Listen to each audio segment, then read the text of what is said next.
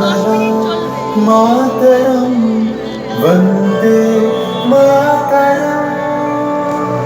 1908 সালের 11ই অগস্ট কিংসফোর্ডে বন্দে মাতরম বলার দোষে যে বালককে বেত মারার হুকুম দিলেন ব্রিটিশ সরকার, তারই পক্ষে দাঁড়িয়ে ক্ষুদিরাম বসু ও প্রফুল্ল চাকি সাহেবের ফিটান গাড়ি লক্ষ্য করে বোমা চালালেন মুজফ্ফরপুরে। সাহেব নিহত হলেন না, তবু নাবালক ক্ষুদিরামকে ফাঁসির হুকুম দেওয়া হলো।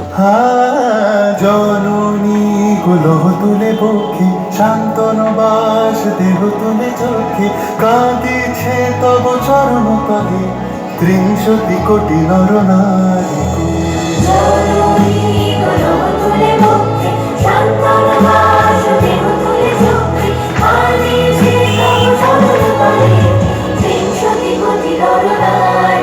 যারা স্বর্গগত তারা এখনো জানে স্বর্গের যে প্রিয় জন্মভূমি, এসো স্বদেশ তোদের মহাদীক্ষালু সেই মৃত্যুঞ্জয়ের চরণচূড়ি। যারা জীর্ণ জাতির বুকে জাগালো আশা, মন মনের মুখে জোগালো ভাষা, আজি রক্ত কমলে গাথা, আজি রক্ত কমলে গাথা মানল খানি বিজয় লক্ষ্মী দেবতাদের কালে।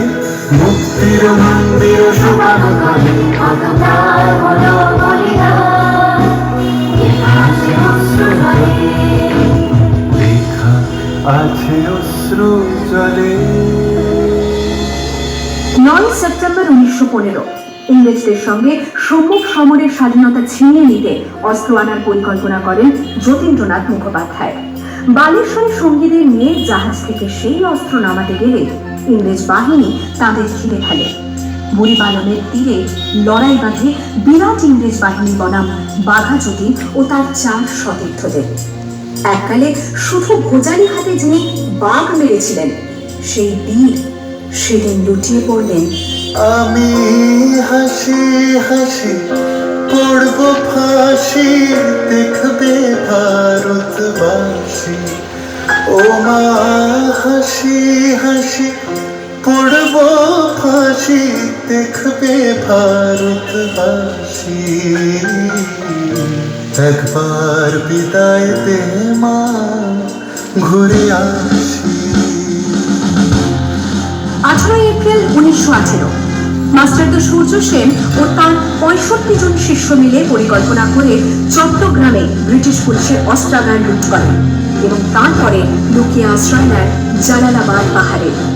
এর 4 দিন পর ব্রিটিশ বাহিনী খুঁজে বার করে মাস্টারদা ও তার সঙ্গীদের। সেদিনের অস্তমিত সূর্য ছিল সূর্য সেনের রক্তে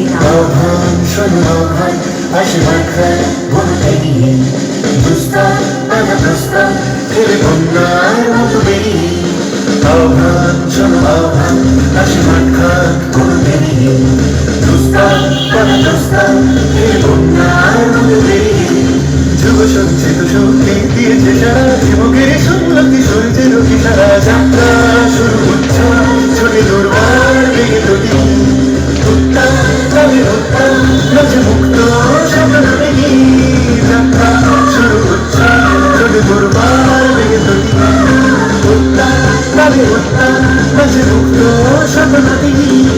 এই শুধু সূত্র যে নবপ্রাণী জেগেছে রণসাজে সেজেছে অধিকার অর্জনে, এই শুধু সূত্র যে নবপ্রাণী জেগেছে রণসাজে সেজেছে অধিকার।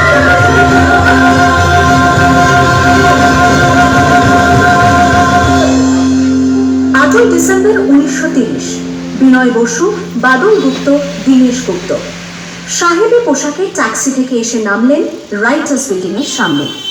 সোজা উঠে গেলেন দোতলায়। সামনেই সিমসনের ঘর। দ্বাররক্ষীকে ঠেলে ঢুকে গেলেন ভেতরে। বন্দুকের আওয়াজে গর্জে উঠল রাইটার্স। লুটিয়ে পড়লেন সিমসন। এরপর রাইটার্স বিল্ডিং এর অলিন্দ বারবার গর্জে উঠল বিপ্লবীদের গুলির শব্দে।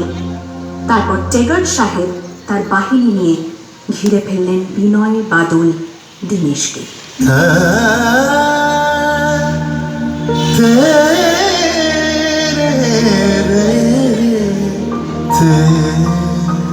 দুর্গম গিরিকান্তার মরুদুস্তর পারাবার হয়ে লঙ্ঘিতে হবে রাত্রি নিশীথে যাত্রীরা হুঁশিয়ার।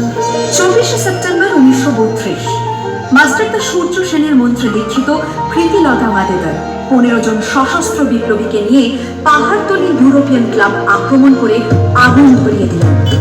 ভারতীয় ইতিহাসের স্বাভিমানী মহারানীদের মতো নিজের আত্মমর্যাদা অক্ষুণ্ণ রাখতে সেদিন প্রীতিলতা ওয়াদেদার পটাশিয়াম সায়ানাইড খেয়েছিলেন ব্রিটিশ পুলিশদের সামনে।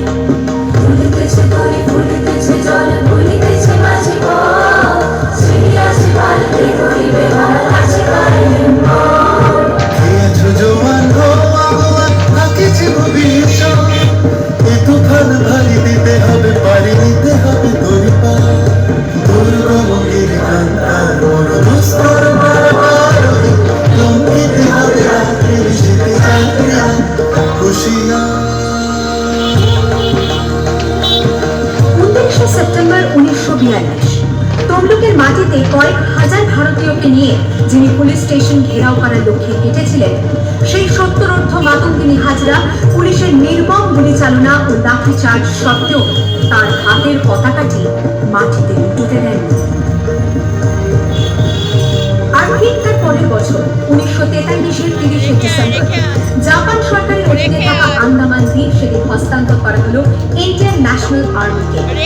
ওডিয়ার মাঝে তিরঙ্গা পতাকা তুললেন Subhash Chandra.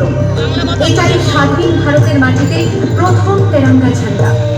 আইএনএর commander in chief Subhash Chandra Bose হলেন ভারত, যাকে স্বীকৃতি দিয়েছিল 18টি দেশ।